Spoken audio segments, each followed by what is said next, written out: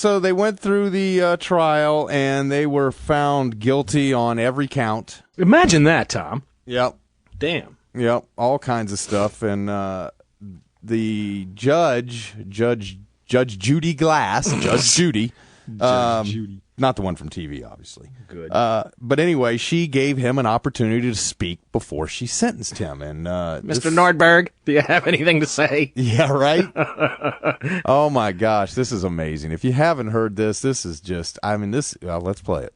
Yes, Your Honor, I stand before you today, sorry, somewhat confused.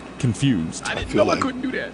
Apologetic to the people of the state of Nevada. I've been coming to Nevada since 1959. I worked summer jobs here for my uncle. In 60 and 61, and I've been coming ever since, and I've never gotten in any trouble. People have always been fine to me. I've gotten away with every crime I ever committed in Nevada. I killed those people in Los Angeles. I wasn't here, I swear. I never killed nobody here. I came here for a wedding. I didn't come here to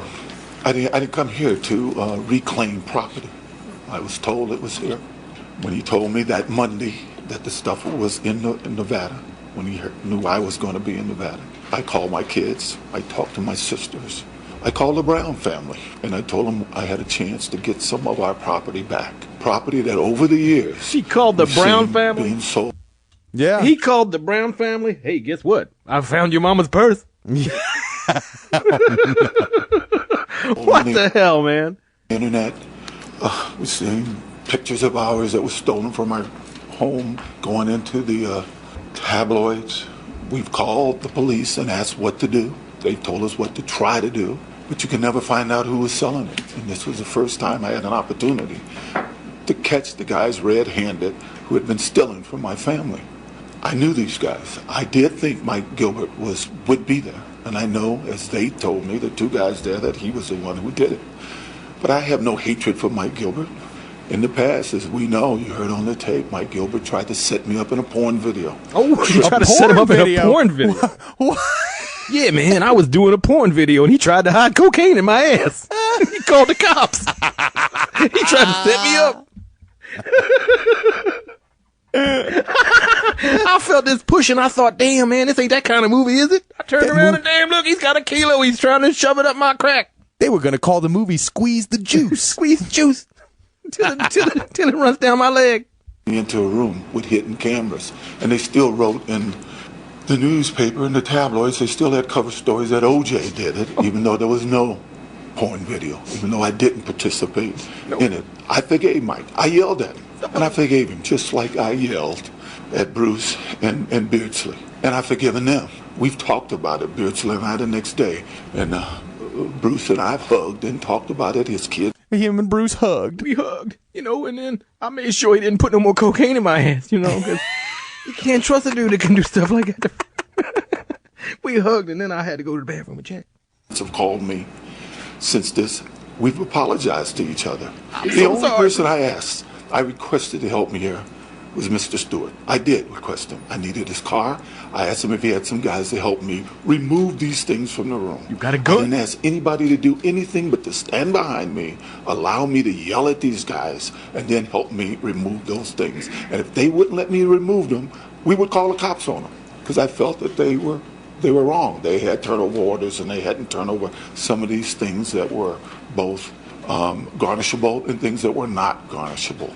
I didn't want them to yell at them. I think Mr. McClintock in the previous trial said that I didn't ask them to yell at anybody. Unfortunately, they did, and I believe it was my fault because I brought them there. They wasn't supposed to yell at anybody, Tom. I was supposed to do the yelling. They was just supposed to let me do the yelling. I can see these guys.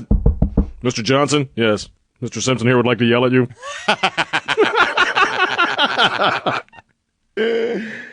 Just wanted them to let me yell at the dude. That's why I can see him hiring him now. Look, man, just come with me. Stand behind me. I'm just going to go in there and yell at him. You just let me do it. Right. Don't stop me. Don't hold me back. Just let me do it. Okay, Mr. Simpson, sure. And how much are we getting paid for this? And I knew the character of a couple of the guys that were there, and it was my fault that they were there. But in no way did I mean to hurt anybody, to steal anything from anyone. I spoke to Bruce before I left the room. He told me what was his, and I called him. And I got to the car and I said, exactly what do you have? I want to send it back to you. I talked to the police officers. I volunteered immediately to come back, show them what was taken, and to tell them what took place. Before anybody talked to the police, I was the first guy to volunteer to do it, and I put on the tapes that they thought I was stupid for doing. I did everything except kill that bitch and her friend. Oh my God, he's unbelievable. He's so full of shit. Yeah, poor OJ.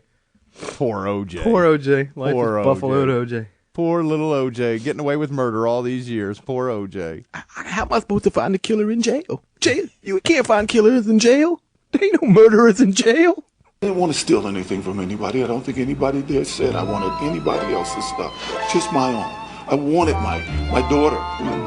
Miss Brown gave her mother's wedding ring. Yeah. Stolen. There you go. And all my kids who have pictures, my oldest son has his own family now. He wanted the picture in the Oval Office with Gerald Ford when he was 5 years old. When he was 5, he was just 5 in Gerald Ford's office. He wanted this picture. Yeah, because he said to me one day, he said, Daddy, where did I get this scar? And I said, well, that's where Gerald Ford tripped over you and you fell into the desk when he fell into the trash can.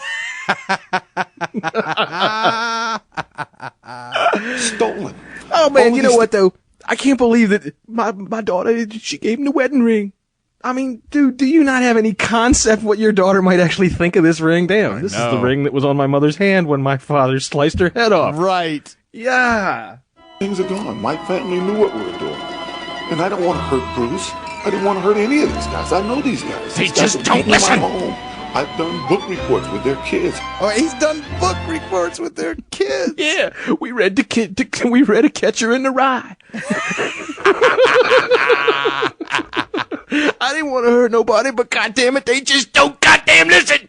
And then we read Tom Sawyer and Moby Dick. Yeah, and you know what? I played Nigga Joe in the Tom Sawyer book. See, they changed it. Y'all don't know. They changed it to Injun Joe. Everybody just went, what? But no, when they first wrote it, nope, it was Nigga Joe. Right. So, yeah. Wow, how times have changed. All right, listen. listen. Now he'd be forced to play for the Lions. I know. Listen. I sung to their mothers when they were sick. He sang to their mothers when they were sick. He was singing Mockingbird. Come on, everybody, have you heard? Come on, Granny, get up off your ass.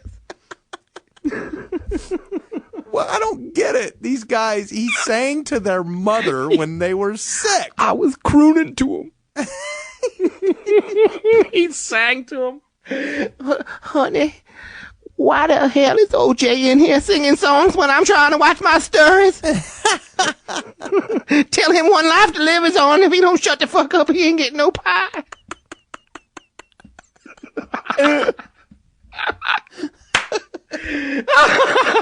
All right, here we go. You know, I wasn't there to hurt anybody. I just wanted my personal things, and I realized I was stupid. I am sorry. I didn't mean to steal anything from anybody, and I didn't know I was doing anything illegal. I thought I was confronting friends and retrieving my property. My property? What's a gun among friends? You're right. Yeah, I just went to see friends with a gun. Well, you know, Tom, there's at least 4 occasions that I can recall that you and I have had a little spat that involved a gun. Yeah, right. Remember that time I was driving and you felt I was driving too fast. You said, slow down. I said, shut up and listen to the music. And you put that gun right up against my head. Yeah. I slowed right the hell on down. Yes. Then he took my tire and he left. And I was sitting on the side of the road with 3 wheels. They was friends, Your Honor, but I took the gun because I thought Plaxico Burress might be there. Yeah, man. You never know when he's going to point his leg at you. That's why I brought these 2 big guys. I told him, look, let me yell at this dude, but if Plaxico shows up, grab his leg. Did you read the details of how he pulled the trigger? It was sliding down his leg and he went to grab for it and he pulled the trigger. Yeah. In his sweatpants. In his sweatpants. All right, wait, this is almost over. Listen to the end here. Sorry. I'm sorry for all of it. But all the other guys except Mr. Stewart volunteered. They wanted to go. Mr. Stewart is the only person that I asked would he come to help me. All the rest of them, when they found out, they volunteered. Come on, let us go. One of them wanted to be the security guy, claiming he was a security guy. But I didn't mean to hurt anybody, and I didn't mean to steal from anybody. Thank you. I didn't mean to steal from anybody. Nope, didn't mean to do nothing. I just wanted these big guys to let me yell at him, and then I wanted Joe DeLamalore to block him so I could get around the end for a touchdown.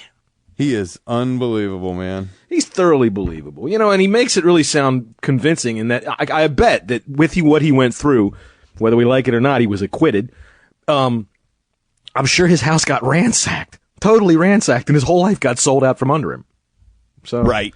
By people that, granted, he owes all his whole life to the Goldmans, right? Yeah. He owes everything to them, but I'm sure plenty of people took it and, just looted his place and looted his life, and, nobody got anything for it except these bunch of eBay people.